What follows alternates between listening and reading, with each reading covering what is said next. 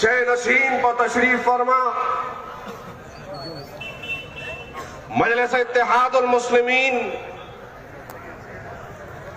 रियासत मध्य प्रदेश के core committee के मेंबरान सोहेल हाशमी साहब,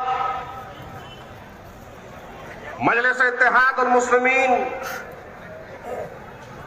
बुरहानपुर के जिला सदर एडवोकेट जहीरुद्दीन साहब, मजलिस इत्तेहादुल मुस्लिमीन के शहर सदर इमरान हुसैन साहब, आसिफ साहब, दानिश साहब, मजलिस इत्तेहादुल मुस्लिमीन हल्क़े हाज़ा से आपके हरदिल अजीज उम्मीदवार जनाब नफीस साहब शह नशीन पर तशरीफ फरमा मजलिसी कायदीन वो जिम्मेदारान आज के जलसे में मौजूद बुरहानपुर के मेरे गय्यूर मुसलमानों और पसे पर्दा बैठकर सुनने वाली मेरी इज्जत मां पर्दा नशीन मां और बहनों, आज का यह जलसा मजलिस इत्तेहादुल मुस्लिमीन की जानिब से मुनक्कद किया गया है। यह एक इंतखाबी जलसा है। मजलिस इत्तेहादुल मुस्लिमीन ने बुरहानपुर के गय्यूर मुसलमानों की अक्सरियत को देखते हुए, बुरहानपुर के पिछले इलेक्शन का जायजा लेते हुए, बुरहानपुर के जिम्मेदारान की जानिब से आपके इत्तेहाद और आपके एतमाद को हासिल करते हुए हल्क़ा हाज़ा बुरहानपुर से बैरिस्टर असदुद्दीन ओवैसी साहब ने नफीस साहब को बड़ी उम्मीद के साथ में आपका उम्मीदवार बनाया है। इंतखाबात का वक्त है। बहुत सारी सियासी जमातें आपके दरमियान में आएगी। हर जमात अपने जलसों से मुखातिब करते हुए आपके अपने कीमती वोटों को हासिल करने के लिए अपने मंशूर को, जो रिवायती मंशूर है, वो लेकर आएगी। हर जमात का, हर सियासी पार्टी का मकसद होगा कि आपके वोटों को किस तरीके से हासिल कर अपने उम्मीदवार को ऐवान असेंबली की रुकनियत को देकर ऐवान असेंबली तक पहुंचाए। एक तरफ बीजेपी जैसी फिरका परस्त जमात भारतीय जनता पार्टी है, तो दूसरी जानिब वो नकाब पोश जिसको बरसों से मुल्क की आजादी के बाद से लेकर आज तक, हमारे बुजुर्गों से लेकर आज तक वोट दे देकर इख्तिदार की कुर्सियों पर आपने पहुंचाया, वो जमात का नाम, वो धोखेबाज जमात कांग्रेस पार्टी है। यहां तकरीबन 12 से 13 उम्मीदवार मैदान में हैं। एक हमारे अपने भाई ने मजलिस इत्तेहादुल मुस्लिमीन नफीस साहब की ताईद और हिमायत में ऐलान भी कर दिया। आप जानते हैं पिछले कई वर्षों से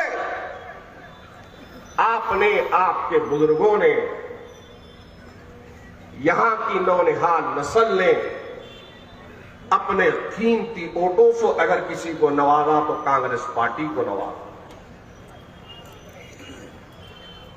हर वक्त बीजेपी का सहारा लेकर, हर वक्त बीजेपी से मुसलमानों को डरा डरा कर कांग्रेस पार्टी ने मुसलमानों के वोटों को हासिल किया और फिर मध्य प्रदेश की असेंबली में अपने अराकीन को भेजा। बीजेपी का क्या कहना?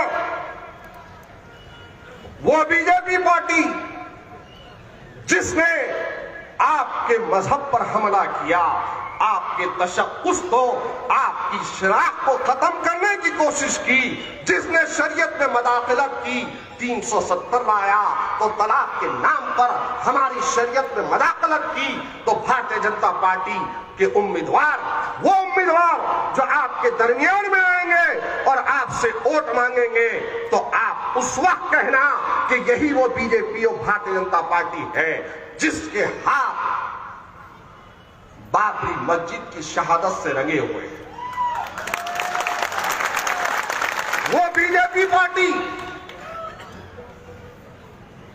जिसने सैकड़ों नहीं बल्कि हजारों की तादाद में फिरका परस्ती का मुजाहरा करते हुए मुसलमानों का कत्लेआम किया।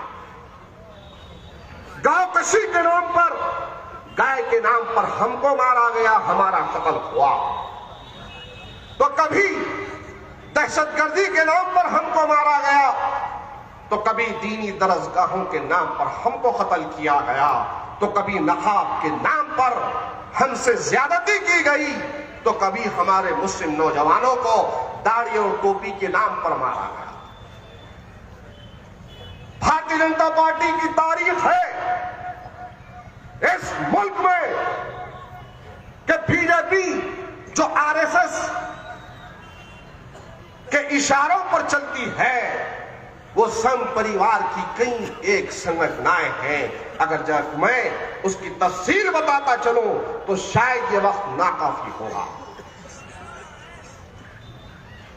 अभिनव भारत से लेकर राम सेना, हिंदू महासभा, ये सब के सब मिलकर हिंदुस्तान में हिंदुस्तान की सबसे बड़ी अक़लियत को मिटाना चाहते हैं, खत्म करना चाहते हैं। और ये जहरीली और फिरका परस्त जमात को अगर किसी ने पनपाया है, बड़ा किया है या दूध पिलाया है, तो वो और कोई नहीं है, वो कांग्रेस पार्टी है। कांग्रेस पार्टी ने सिर्फ और सिर्फ हर हमेशा मुसलमानों के साथ धोखा किया, दगा किया और मुसलमानों के वोटों को हासिल किया। मुल्क की तारीख गवाह है मुसलमानों, मुल्क आजाद हुआ तो हमारे अकाबिरीन ने, हमारे बुजुर्गों ने यह फैसला लिया कि हम इस मुल्क में फिरका परस्त पार्टी बीजेपी का साथ नहीं देंगे, बल्कि कांग्रेस एक सेकुलर जमात है उसका साथ देंगे। वो दिन था और आज का दिन है। उस दौर में हमने साथ दिया, जब नेहरू था तो उस वक्त भी साथ दिया, जब इंदिरा गांधी थी उस वक्त भी हमने साथ दिया, जब राजीव गांधी था उस वक्त भी हमने साथ दिया, सोनिया थी तो जब भी साथ दिया, और आज राहुल है तब भी मुसलमान साथ दे रहा। लेकिन आप बताइए, इस मुल्क के इख्तिदार में सबसे ज्यादा कौन सी पार्टी थी? बीजेपी थी या कांग्रेस थी? कांग्रेस पार्टी इस मुल्क के इख्तिदार में सबसे ज्यादा रहने वाली। कई रियासतों में कांग्रेस की हुकूमत थी, तो फिर भी कांग्रेस की हुकूमत थी, लेकिन हासिल क्या हुआ आपको मालूम है? इसी कांग्रेस के दौर इख्तिदार में सज्जन कमेटी बनी, रघुनाथ मिश्रा कमीशन बना, महमूदुर रहमान कमेटी बनी, और इन तमाम की तमाम कमेटीज ने इस बात का इजहार किया और बताया कि हिंदुस्तान में सबसे ज्यादा झुग्गी झोपड़ियों पर रहने पर मजबूर अगर कोई कौम है तो मुसलमान है। तालीमी पसमानदगी अगर किसी समाज में है तो मुसलमानों में है। तालीमी मैदान में हम पीछे, तिजारती मैदान में हम पीछे, हमको पढ़ने के मौके नहीं दिए जाते। क्या गलती थी इस मुल्क में? नेहरू से लेकर इंदिरा से लेकर राजीव गांधी से लेकर सोनिया, अरे इन सबको इख्तिदार में लाने वाले आप हो, लेकिन मेरे बुरहानपुर के गयूर मुसलमानों, बताओ आज तुम्हारे मुकद्दर में क्या आया? इख्तिदार की कुर्सियों पे ये लोग बैठे, प्राइम मिनिस्टर इनका बना, वजीर आला वजीर आजम ये बने, इख्तिदार पे ये लोग बैठे, मंत्री ये बने। तुम्हारे हिस्से में क्या आया? हमारे हिस्से में क्या आया?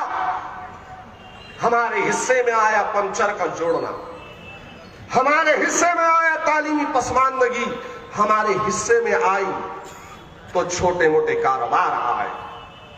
हाँ, बीजेपी से डराकर, दंगा फसाद करवाकर मुस्लिम बस्तियों को खाक के ढेर में तब्दील किया गया, इज्जतों को लूटा गया, असमतों से खिलवाड़ किया गया, और हमारे ही नौजवानों को दहशतगर्दी के नाम पर अगर किसी के दौर इख्तिदार में डाला गया तो यही कांग्रेस का दौर इख्तिदार था।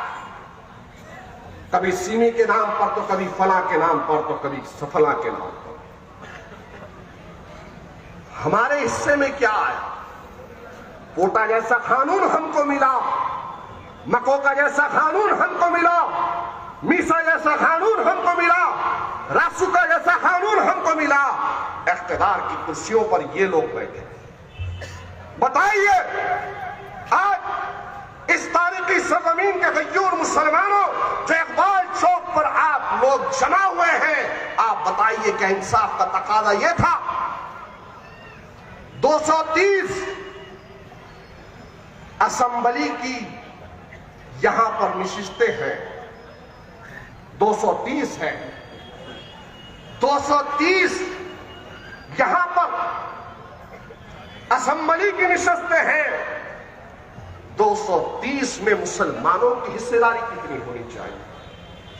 मुसलमानों याद रखो, मजलिस इत्तेहादुल मुस्लिमीन यहां पर आई है तो यहां पर मजलिस के आने का मकसद यह है कि मजलिस इत्तेहादुल मुस्लिमीन बुरहानपुर से मुसलमानों की एक आवाज को खड़ा करना चाहता है। अरे हमको भी टीम बोल रहे हैं, मजलिस को भी टीम बोल रहे हैं, मध्य प्रदेश में मुसलमानों की तादाद कितनी है? तकरीबन 8 से 9% आप लोग कलमा ला इलाहा इल्लल्लाह मोहम्मदुर रसूलुल्लाह का पढ़ने वाला मुसलमान 8 से 9% है, और मुसलमानों को 230 सीटों में से सिर्फ 2 सीट मिलती है। क्या ये तुम्हें गवारा है? क्या ये तुम्हें मंजूर है? और दूसरा समाज यहां पर मध्य प्रदेश में एक जैन समाज है। जैनियों की तादाद यहां पर कितनी है? 0.91%, 1% भी नहीं है, और उनको टिकटें कितनी? 8 नशिस्तों पर जैनियों को जो 1% भी नहीं है, और जिनकी तादाद 8% है, उनको कितने? सिर्फ 2 सीट। फिर हम बीजेपी की वीडियो में, ये तो आपका सुरेंद्र सिंह है,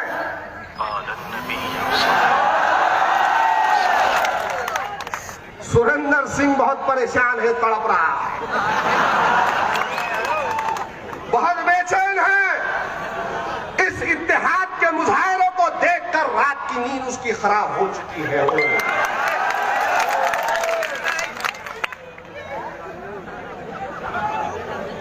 अरे सुरेंद्र,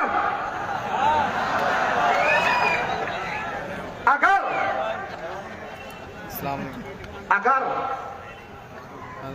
तू या तेरा भाई सांसद, जिसने बाबरी मस्जिद की शहादत के वक्त में जो फसाद हुआ था बुरहानपुर की सरजमीन पर, जिसके घर मोमिनपुरा में है, क्या उस फसाद में हमारे बुजुर्गों को नहीं मालूम कि उसका भाई जो सांसद है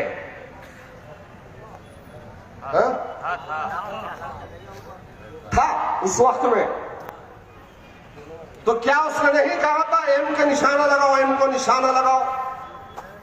कहा था या नहीं कहा था?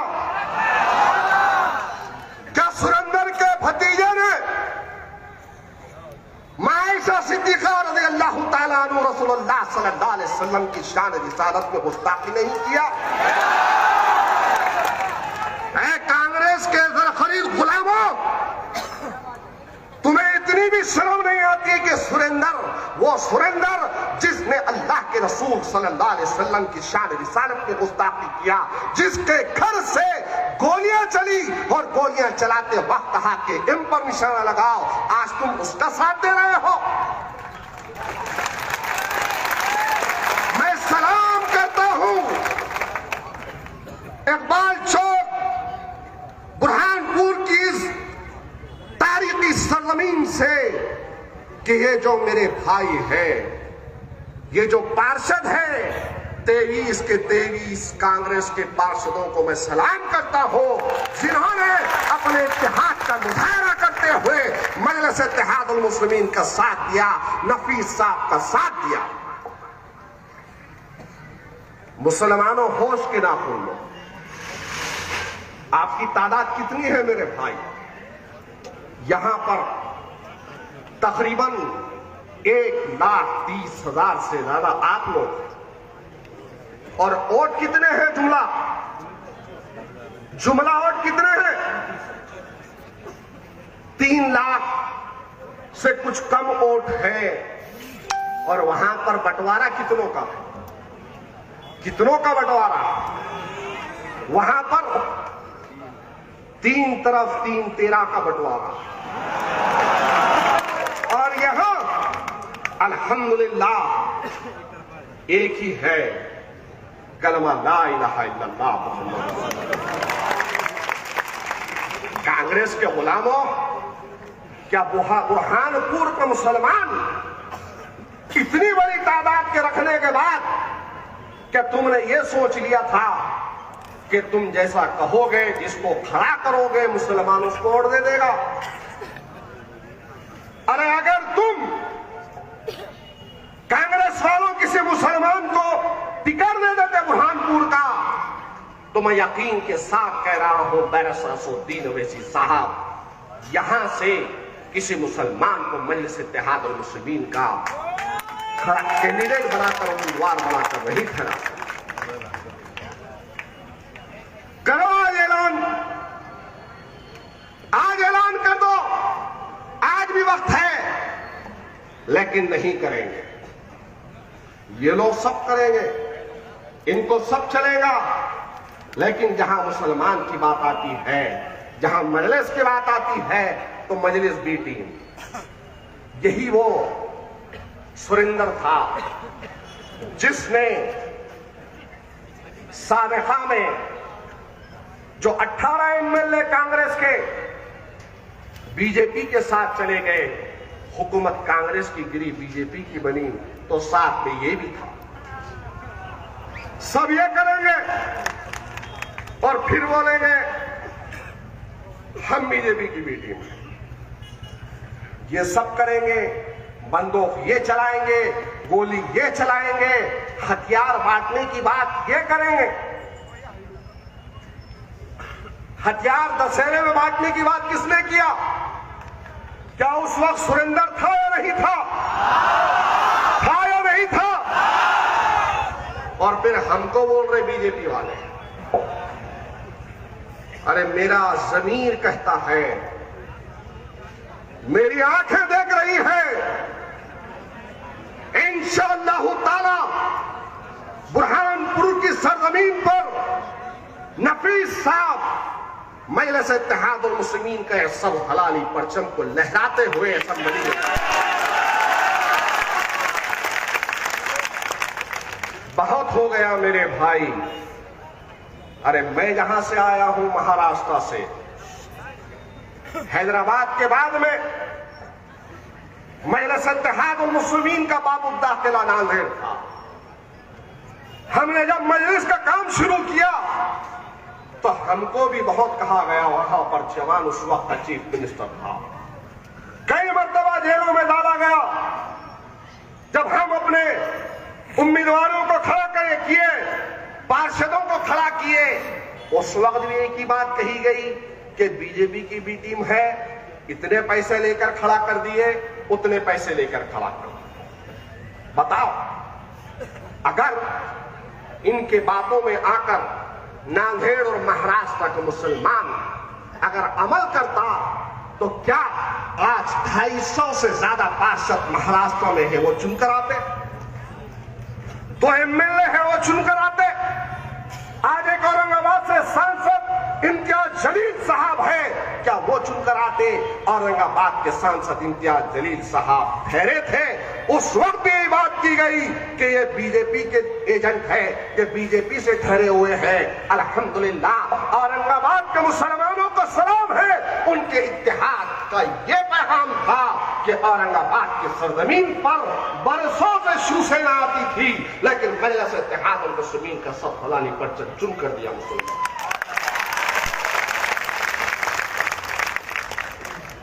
अरे आज तो हम होश में आए हैं।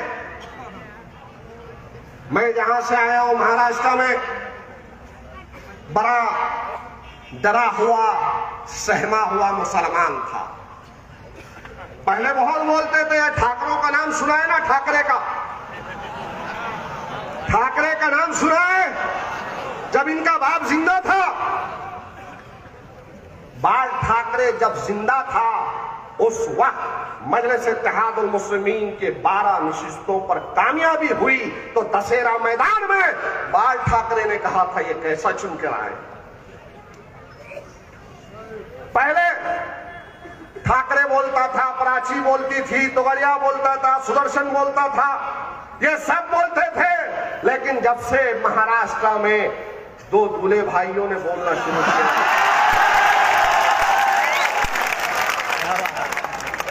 अरे नारे तकबीर अल्लाहु अकबर को भूल चुका था मुसलमान। अल्हम्दुलिल्लाह मजलिस इत्तेहादुल मुस्लिमीन के स्टेजों पर अगर कोई आवाज आती है तो नौजवानों के हलक से एक आवाज निकलती है, नारे तकबीर अल्लाह। उनके जलसों में क्या होता?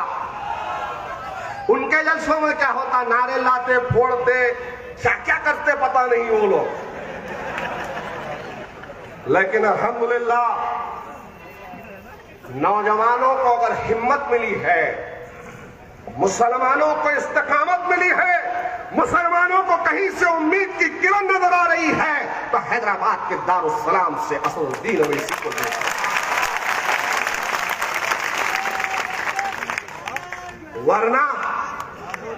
वरना तो जरा कुछ हुआ तो ये लोग घबराते थे।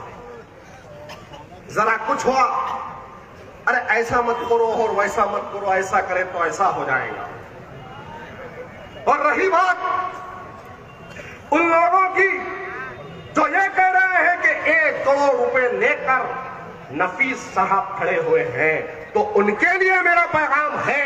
नफीस साहब ने कहा है कि जिनको कहना है आओ किसी मस्जिद में और खड़े रहकर कह दो, मैं भी कहने के लिए तैयार हूं कि मैं मुसलमानों के इत्तेहाद के लिए खड़ा हूं। मत आओ इनके झांसों में मेरे प्यारे मुसलमानों। याद रखो, देर ही से सही है, लेकिन एक सही फैसला आप लोगों ने लिया है। अरे हैदराबाद की सरजमीन पर रहने बसने वाले उन गयूर मुसलमानों को सलाम है कि मुल्क की आजादी के बाद सबसे पहला फैसला अगर सियासी जमात के बनाने का किसी ने लिया था तो हैदराबाद के मुसलमानों ने लिया था और केरला के मुसलमानों ने लिया था। आज उसी का नतीजा है कि वो तेलंगाना जहां की जमात से आपकी वाबस्तगी है वो आज हिंदुस्तान के मुसलमानों की तर्जुमानी कर रही है। मावलिन सिंह का गांधी परिवार बोलता, तलाक के मसले पर गांधी परिवार बोलता, हमारी शहरियत को खत्म करने की कोशिश की गई तो एनआरसी के बिल को किसने फाड़ा? 3 तलाक के मसले पर कौन बोला? हालिया दिनों में 2 नौजवानों को कत्ल किया गया तो कौन बोला? अरे उतना ही नहीं है, बुरहानपुर के गयूर मुसलमानों, आपकी अपनी जमीन से लगकर शायद 60-70 किलोमीटर पर यहां पर एक गांव है, खरगोन है। खरगोन में फसाद हुआ। खरगोन के उस फसाद जदगान को दारुस्सलाम हैदराबाद से 25-25 हजार रुपए एक घर तक जो लोग मुतासिर थे फसाद के उन तक किसने पहुंचाया?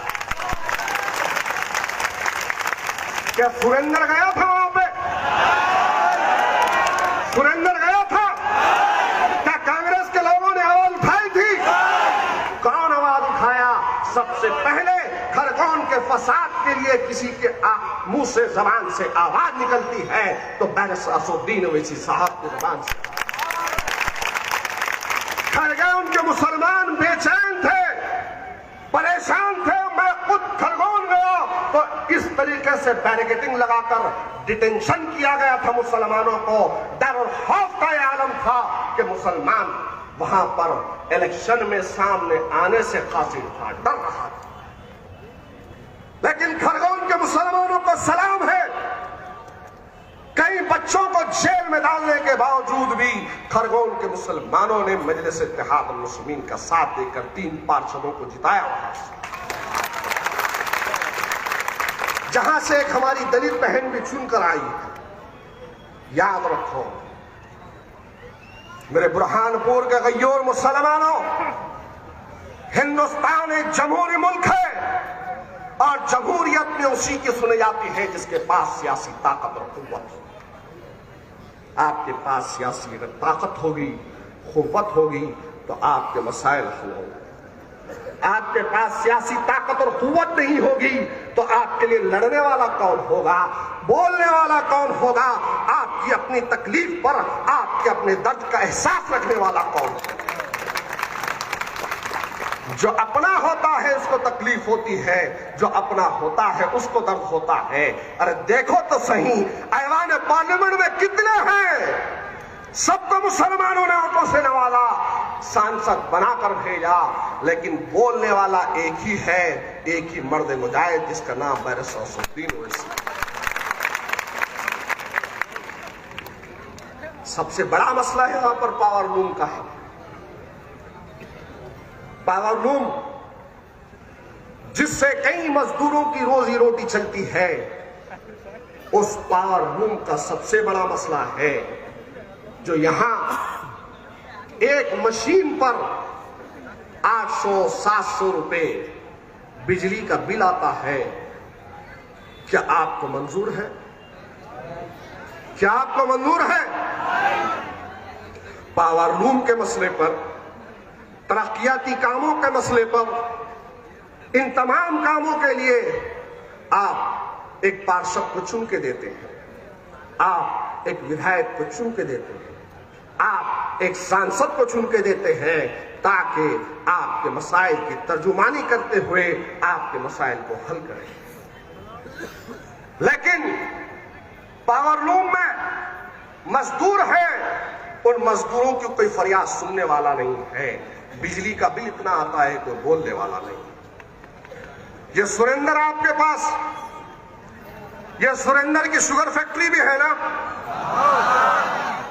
शुगर फैक्ट्री है ना इसकी? शुगर फैक्ट्री बनाया, कॉलेज बनाया, क्या क्या जमीना खरीदा, आपके वोटों की वजह से खरीदा। आप चुन के दिए, शुगर फैक्ट्री डाला, आप चुन के दिए, वहां पर कॉलेज डाला, आप चुन के दिए, कई होटलों को तामीर किया, जायदादों को खरीदा, और आप कहां हैं? आपके आने वाली नस्ल कहां है? आपके इलाका कहां है? जू के तू है, वो तरक्की पे तरक्की कर रहा है और आप तनज़्ज़ुल की तरफ है, आप नीचे धकेले जा रहे हैं। कौन कसूरवार है? और जब हम आए हैं मजलिस इत्तेहादुल मुस्लिमीन की जानिब से, तो एक ही लखलखा है, एक ही इल्जाम है कि ये लोग बीजेपी की बी टीम है, ये लोग ऐसे हैं, ये लोग वैसे हैं। अरे खुदा की कसम, हम कलमे ला इलाहा इल्लल्लाह मुहम्मद रसूलुल्लाह के पढ़ने वाले हैं, रसूलुल्लाह की उम्मत है, और हमको दर्द और तकलीफ होती है कि जिस तरीके से हैदराबाद तेलंगाना का मुसलमान, महाराष्ट्र का मुसलमान जुरातमंदी की जिंदगी गुजार रहा है, सर उठा के जी रहा है, किसी खाकी वर्दी वाले की हिम्मत नहीं होती कि किसी बेकसूर मुसलमान को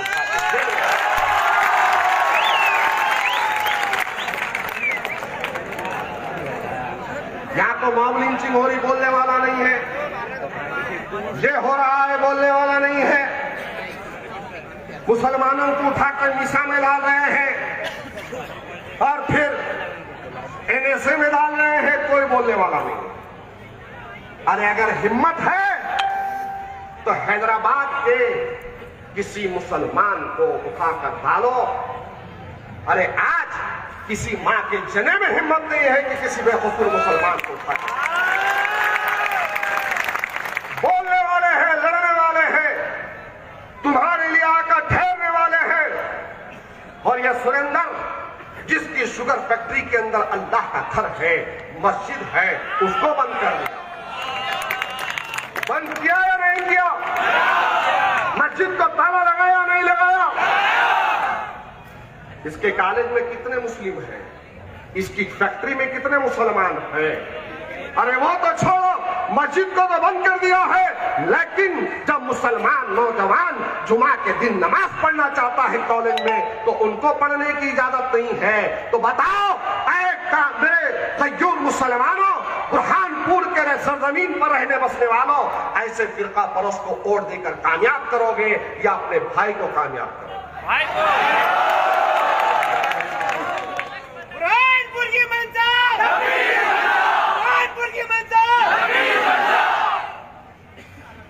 उसके कॉलेज में पता है आपको? और एक बात क्या है,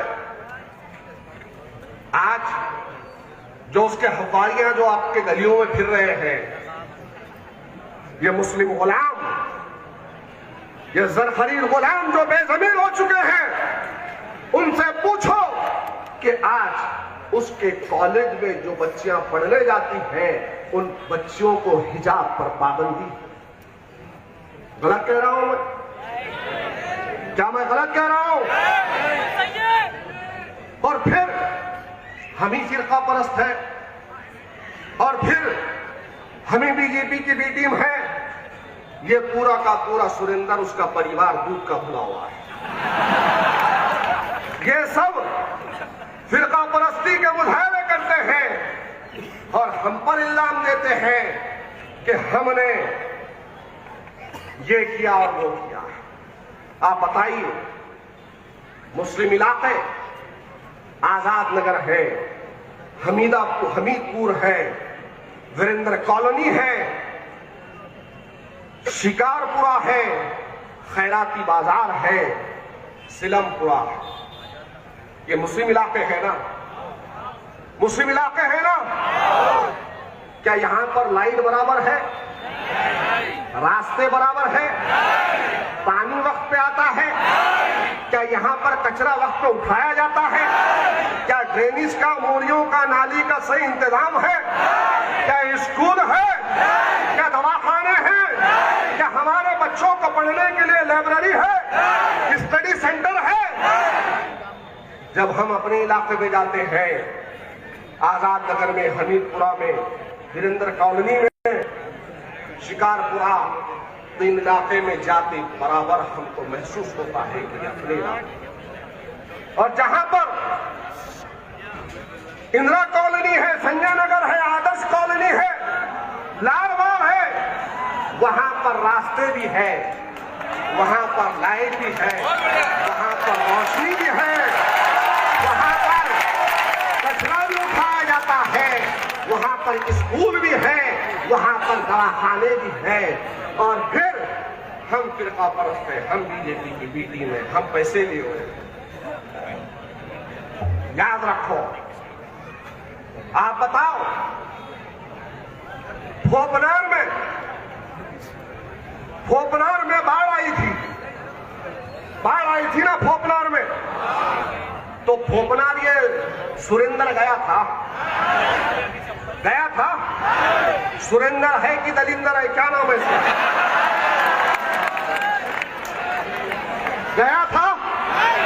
गया था क्या?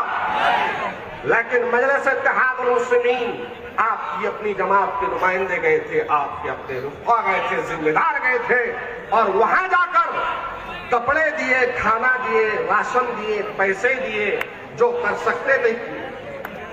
कोरोना का वक्त आया, कोविड-19 में सब परेशान थे, दवाखानों को जाने के लिए, इलाज के लिए, अनाज के लिए, ग़िज़ा के लिए। तो कोविड में ये खुद घर के कोने में बैठकर बनाया और क्वारंटाइन कर लिया अपने आप को। क्वारंटाइन किया नहीं किया? कोरोना में एक विधायक की जिम्मेदारी होती है कि अपने हलके में आए, अपने लोगों को जिन्होंने आपको वोट दिया है उनका दर्द सुने, उनको हॉस्पिटल या दवाखाने तक पहुंचाए, उनको अनाज मुहैया कराए, सरकार की बात को सुनते हुए उन तक तमाम स्कीमात को पहुंचाए। ये एक विधायक की जिम्मेदारी होती नहीं होती है। लेकिन ये तुम्हारे दरमियान में तो नहीं आया, क्वारंटाइन होकर बैठ गया। बैठा नहीं बैठा? अरे कोरोना में क्वारंटाइन हुआ था ना, तो 17 तारीख को भी क्वारंटाइन करो।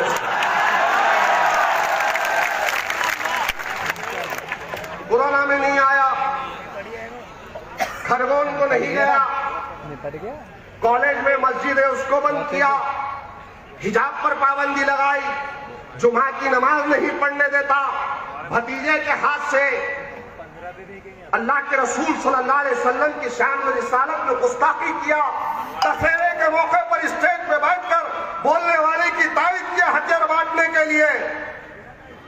तो क्या ऐसे जालिम को, ऐसे धोखेबाज को, क्या मेरे हजूर मुसलमानों, क्या तुम लोग उसे ओढ़ दोगे या नबी साहब को ओढ़ दोगे? याद रखो, ये वक्त फिर कभी नहीं आने वाला है। ये जो सरों का समंदर है, ये जो आपका इतिहास है, ये बार बार मौका नहीं देता। अल्लाह अगर किसी कौम को नवाजना चाहता है, अल्लाह अगर किसी कौम को होश में लाना चाहता है, अल्लाह अगर किसी कौम को इज्जत का मुकाम देना चाहता है, अल्लाह अगर किसी कौम को रास्ता बताना चाहता है, अल्लाह किसी कौम की आवाज को बुलंद करना चाहता है, तो अल्लाह की जानिब से मिन जानिब अल्लाह है कि अल्लाह तबारक व तआला ने ये सरजमीन वो सरजमीन है तो किसी अल्लाह वाले के नाम से रखी गई है। बुरहानपुर के मजदूर मुसलमानों, आपकी बरसों की दुआएं 17 तारीख के दिन रंग आने वाली है और यहां से आपकी इत्तेहाद का पैगाम पूरे मध्य प्रदेश में जाने वाला है।